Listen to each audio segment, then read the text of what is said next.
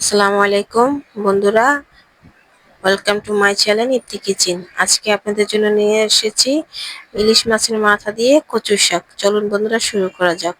আমি কিছু কচু শাক কেটে ধুয়ে নিয়েছি, দিয়ে দিলাম সামান্য পরিমাণ লবণ। এখন ঢেকে দিব। এখানে নিয়েছি কিছু মশলা, কাঁচামরিচ, শুকনো মরিচ, পেঁয়াজ আর রসুন ভালো করে বেটে নিব। চুলোয় বসে দিয়েছি একটা কড়াই, দিয়ে দিলাম কিছু পরিমাণ তেল আর পেঁয়াজ। এটা ভালো করে ভেজে নিব। দিয়ে দিব আদা, রসুন, জিরা বাটা। মশলাটা ভালো করে ভেজে নিব। দিয়ে দিব আগে থেকে বেটে রাখা মশলাগুলি, ভালো করে ভেজে নিব। দিয়ে দিব ধনিয়ার গুঁড়ো, হলুদ,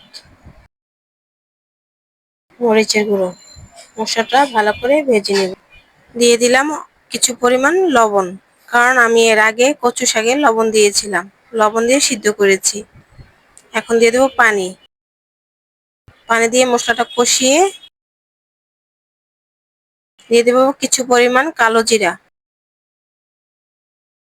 কালো জিরাটা ভালো করে কষিয়ে নিব। দিয়ে দিব কিছু তেজপাতা।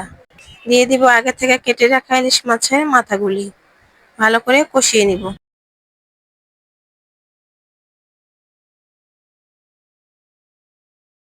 দিয়ে দেব কিছু পরিমাণ মরিচ,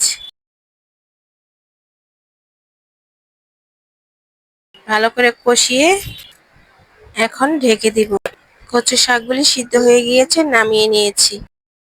এখন ঢাকনাটা খুলে আবার একটু নাড়া দিয়ে দিব।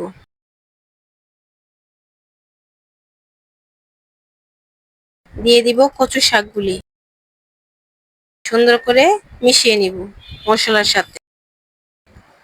এখন পরিমাণ মতন পানি দিয়ে দিব। ভালো করে মিশিয়ে এখন ঢেকে দিব। 5 মিনিট পর ঢাকনাটা উঠিয়ে আবার ভালো করে নেড়ে দিব। আমার রান্নাটা প্রায় শেষ, এখন নামিয়ে নিব। বন্ধুরা, আমার রান্নাটা যদি ভালো লেগে থাকে তাহলে লাইক, কমেন্ট, সাবস্ক্রাইব ও শেয়ার করে আমার পাশে থাকবেন। ধন্যবাদ।